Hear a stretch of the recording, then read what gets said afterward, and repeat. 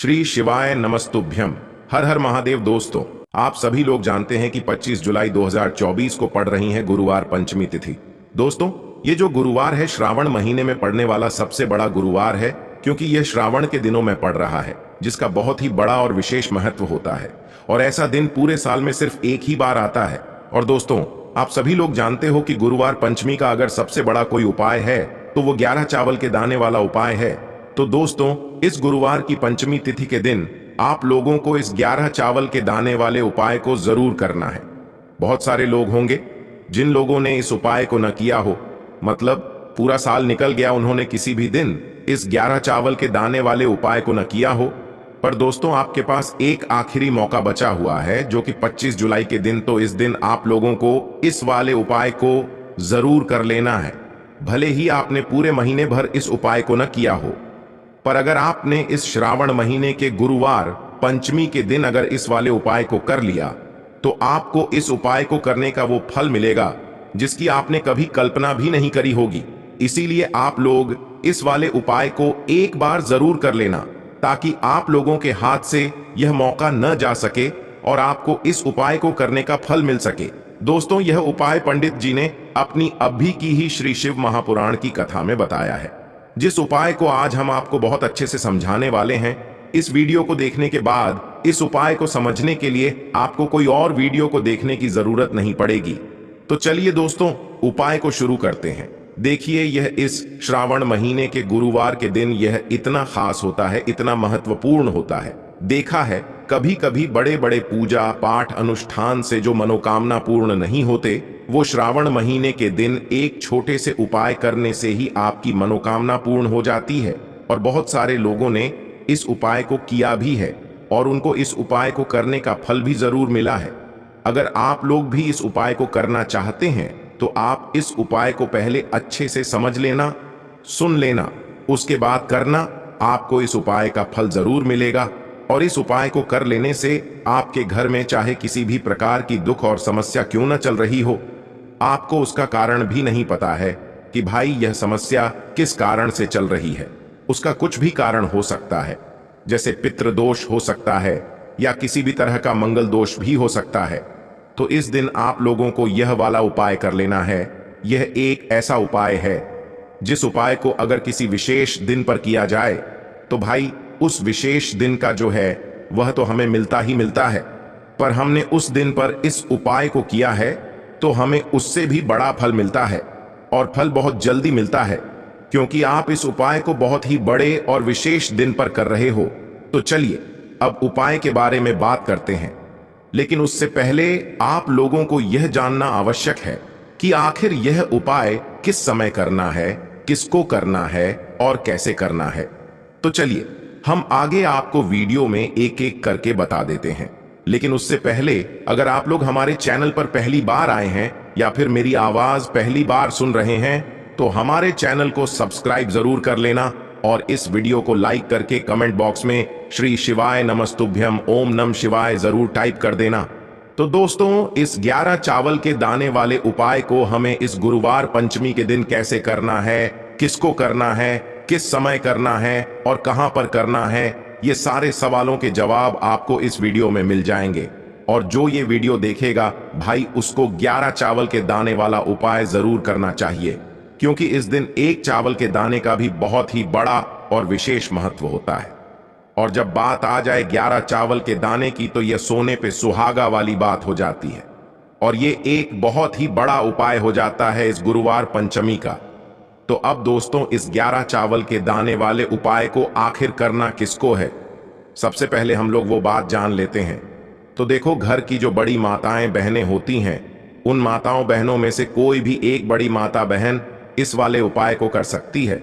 और दोस्तों, अगर आप चाहें तो अपने घर में से सभी सदस्यों को भी इस उपाय को करवा सकते हैं। अगर किसी व्यक्ति की खुद की कोई मनोकामना है, खुद की कोई दुख और परेशानी है जो कि वह अपने लिए ही करना चाहता है इस वाले उपाय को, तो वह खुद अपने लिए भी कर सकता है। बाकी अगर कोई घर में से ऐसा है जो कि अपने पूरे घर परिवार की सुख और शांति के लिए ये वाला उपाय करना चाहता है, तो भाई वह भी कर सकता है, उसमें भी कोई दिक्कत वाली बात नहीं है। कहने का मतलब यह है कि इस उपाय को हर एक सदस्य भी कर सकता है। और पूरे घर परिवार के सदस्य के लिए घर की बड़ी माताओं बहनों में से कोई एक माता बहन भी कर सकती है। माताएं बहनें अगर घर में उपस्थित न हो या वो यह वाला उपाय न कर पा रही हो तो फिर घर का कोई बड़ा सदस्य भी इस 11 चावल के दाने वाले उपाय को कर सकता है, चाहे फिर वह पुरुष ही क्यों ना हो, उसमें कोई भी दिक्कत वाली बात नहीं है। अब दोस्तों, इस 11 चावल के दाने वाले उपाय को हमें करना कहां पर है? हमें इसे शिव जी के मंदिर में जाकर करना है। बहुत सारे लोग प्रश्न करते हैं, हर एक उपाय को करते समय क्या हम इस उपाय को घर पर कर सकते हैं? तो इस वाले उपाय को आप घर पर नहीं कर सकते हो। इस वाले उपाय को करने के लिए आपको शिव जी के मंदिर ही जाना पड़ेगा। उसके बाद में दोस्तों जो अगला प्रश्न निकल कर आता है वो यह आता है इस उपाय को लेकर कि आखिर इस उपाय को हमें किस समय करना है, सुबह के समय करना है कि शाम के समय करना है। तो देखो, इस वाले उपाय को आप लोग सुबह के समय भी कर सकते हो और शाम के समय प्रदोष काल में भी कर सकते हो। अब अगर आप पूछो कि भाई सबसे उत्तम समय कौन सा रहेगा इस 11 चावल के दाने वाले उपाय को करने का, तो हम आपसे बस यही कहेंगे कि इस उपाय को आप सुबह के समय करेंगे तो ज्यादा बेहतर होगा। बाकी अगर प्रदोष काल शाम के समय भी करेंगे तो भी अच्छा होगा, उसमें कोई भी दिक्कत वाली बात नहीं है। तो अब दोस्तों जो अगली सबसे बड़ी और महत्वपूर्ण बात आती है वो यह आती है कि सुबह अगर हम उपाय को करेंगे तो हमें कितने बजे से लेकर कितने बजे तक के बीच में करना है, और शाम के समय प्रदोष काल में करेंगे तो हमें कितने बजे से लेकर कितने बजे के बीच में करना है। तो देखो, सुबह जितनी जल्दी हो सके आप उपाय को करने की कोशिश करना। बाकी अगर किसी कारणवश लेट भी हो जाओ, थोड़ी देर भी हो जाए, तो 10 या 11 बजे तक भी आप उपाय कर लेना, पर 12 बजे से ज्यादा देरी ना हो, ठीक है? इस बात का ध्यान रखना। उसके बाद में दोस्तों अगर शाम के समय प्रदोष काल की बात करें, प्रदोष काल का जो समय होता है वो शाम के 6 बजे से शुरू हो जाता है। मतलब शाम के 6 बजे से लेकर 7 बजे के बीच का जो समय होता है ये समय प्रदोष काल का समय होता है।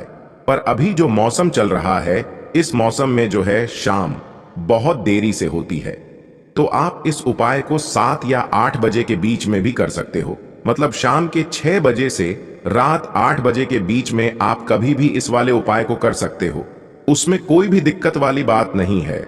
अब दोस्तों यहां पर इस उपाय को लेकर एक और सबसे बड़ी बात यह निकल कर आती है कि इस 11 चावल के दानों को हमें लेना कहां से होता है, और हमें इस उपाय को करने के साथ में क्या और कुछ भी सामग्री ऐसी होती है जो शिव जी के मंदिर लेकर जानी पड़ती है।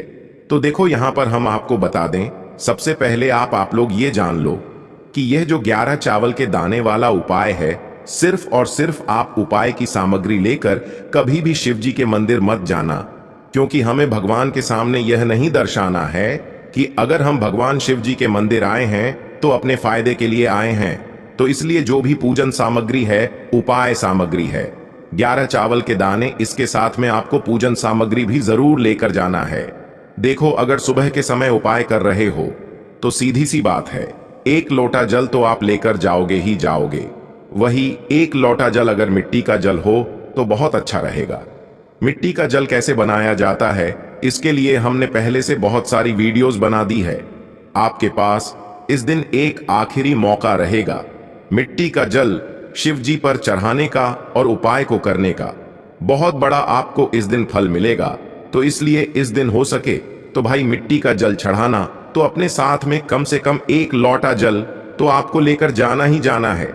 अगर मिट्टी का जल नहीं है तो घर का जल भी आप इस्तेमाल कर सकते हो। इसके अलावा जो भी पूजन सामग्री है, देखो 11 चावल के दाने ये अलग आपके रहेंगे और जो आपकी पूजन सामग्री रहेगी वो अलग रहेगी। पूजन सामग्री में आप जो भी चीज लेकर जाना चाहे वो लेकर जा सकते हैं, उसमें कोई भी दिक्कत वाली बात नहीं है। वहीं अगर हम बात करें शाम के समय की, तो शाम के समय शिव जी पर जल नहीं चढ़ता है, इसीलिए शाम के समय आप लोग एक दीपक तैयार कर लें जो कि गोल बत्ती का आटे का शुद्ध देसी गाय का घी का होगा, है ना? इस बात का आप लोगों को ध्यान रखना है, और इस दीपक को आपको घर से जलाकर नहीं लेकर जाना है, भगवान शिव जी के मंदिर में जाकर ही जलाना है। इस बात का भी आप लोगों को ध्यान रखना है। अब दोस्तों यहां पर हमें इस बात को समझना है कि यह 11 चावल के दाने हमें लेना कहां से है। क्या हमें दुकान से लेकर आना है, या हमें अपने घर से लेना है, या कहां से लेकर आना है, और कौन से चावल लेना है? क्योंकि चावल भी बहुत प्रकार के होते हैं। तो देखो, इन सभी सवालों के जवाब आप लोग एक बात में सुन लो कि भाई ये जो उपाय है, इस उपाय में आपको ये नहीं देखना है कि भाई कौन से चावल है, कौन से चावल नहीं है। बस जो भी चावल ले रहे हो वो चावल का दाना सबूत होना चाहिए, मतलब साबुत होना चाहिए, टूटा हुआ नहीं होना चाहिए, कटा पिटा नहीं होना चाहिए। ये बात आपको ध्यान रखना है। बाकी आपका चावल बासमती हो या सादा चावल हो या कोई सा भी चावल हो, उसमें कोई भी दिक्कत वाली बात नहीं है।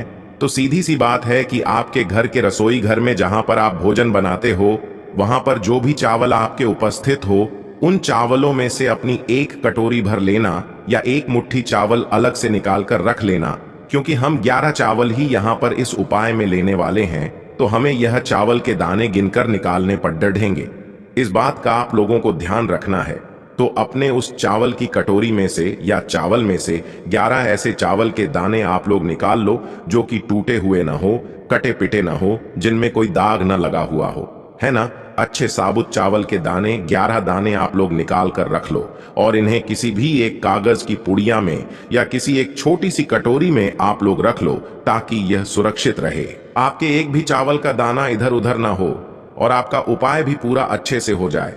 तो भाई जैसे ही आपका उपाय की जो सामग्री है, 11 चावल के दाने ये तैयार हो जाते हैं, उसके बाद मैं आपको जो भी अपनी पूजन सामग्री है, सुबह के समय कर रहे हो तो एक लोटा जल या पूजन सामग्री जो लेकर जाना चाहो उसकी भी तैयारी कर लेना। और शाम के समय जा रहे हो तो भाई अपना जो दीपक है उसे तैयार कर लेना, ठीक है। और उपाय को करते समय शुद्धता का विशेष रूप से ध्यान रखना, ठीक है।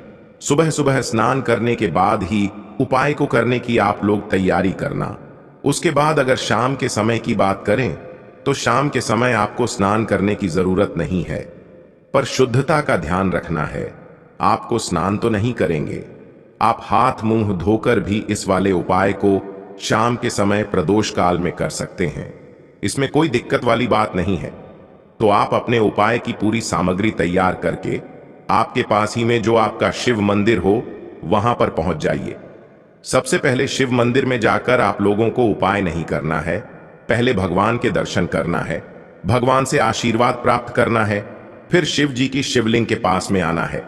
शिवलिंग के पास में आने के बाद आप जो पूजन सामग्री लेकर आए हुए हैं, जैसे कि सुबह गए हुए होंगे तो एक लोटा जल और जो भी पूजन सामग्री लेकर आए हैं, आप उनसे भगवान शिव जी की पूजन कीजिए। सबसे पहले तो एक लोटा जल ही चढ़ेगा, उसके बाद में आपकी पूजन सामग्री चढ़ेगी।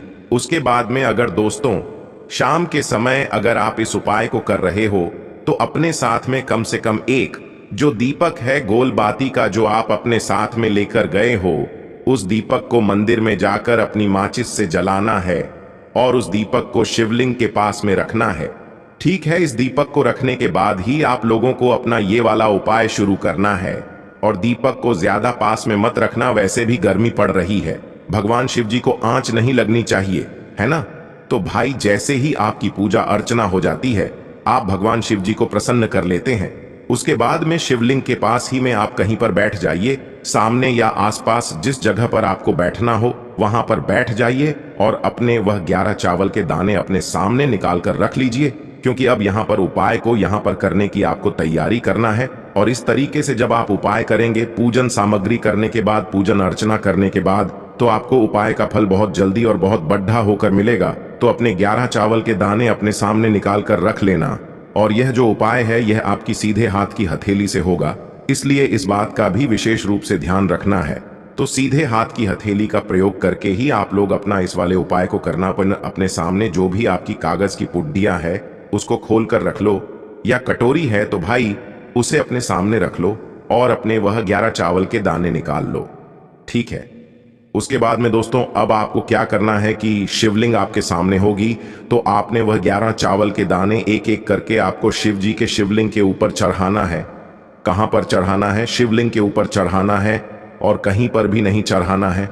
आपको अपने हथेली से तो शिवलिंग के ऊपर चढ़ना है, भले ही फिर वो अपने आप जलाधारी पर गिर जाए या मतलब वहीं पर गिर जाए, उसमें कोई दिक्कत वाली बात नहीं है, पर आप चढ़ाओ शिवलिंग के ऊपर ही। तो आपको क्या करना है, अपना पहला चावल का दाना उठाना है, श्री शिवाय नमस्तुभ्यम बोलना है और शिवलिंग पर चढ़ा देना है। इसी तरीके से दूसरा चावल का दाना उठा है, शिवलिंग पर चढ़ाना है और मंत्र बोल देना है। और फिर तीसरा चावल का दाना उठाना है, श्री शिवाय नमस्तुभ्यम बोलना है और चढ़ा देना है। इसी प्रकार से आपको पूरे 11 चावल के दाने एक एक करके शिव जी के शिवलिंग के ऊपर चढ़ाना है और भगवान से प्रार्थना करते जाना है।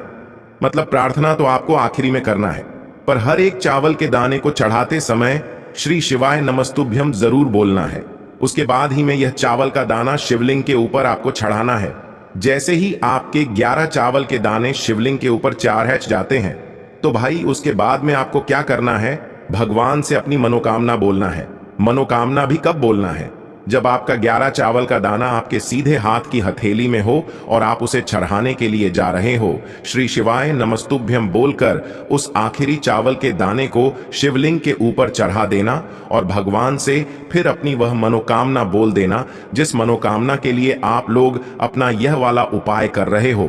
जिस भी दुख और परेशानी के लिए आप लोग अपना यह वाला उपाय कर रहे हो, उसके बाद में जैसे ही आप अपनी मनोकामना बोल देते हो, आपका यह वाला उपाय पूरा हो जाता है। पर दोस्तों, उपाय को करने के बाद आप लोगों को 2 मिनट भगवान शिव जी के मंत्र का जाप जरूर करना है। और मंत्र का जाप करने के बाद भगवान से एक और बार प्रार्थना करना है अपनी मनोकामना के लिए या अपनी जो भी दुख और परेशानी है उसके लिए। इसके बाद में आप लोग भगवान को देखकर भगवान से प्रार्थना करके उनसे आशीर्वाद लेकर वहां से उठ सकते हैं और अपने घर पर जा सकते हैं। बस दोस्तों, यहां पर यह वाला उपाय पूरा हो जाता है। इस तरीके से जो भी व्यक्ति छोटी छोटी चीजों का ध्यान रखते हुए इस 11 चावल के दाने वाले उपाय को करेगा, निश्चित सी बात है उसे उसकी मनोकामना जल्द ही पूर्ण होगी और जो भी दुख और परेशानी है वो भी बहुत ही जल्दी दूर होंगे। और दोस्तों, अगर आपको हमारी ये वीडियो पसंद आई हो तो हमारे इस वीडियो को लाइक और चैनल को सब्सक्राइब जरूर करें। हर हर महादेव, ओम नमः शिवाय।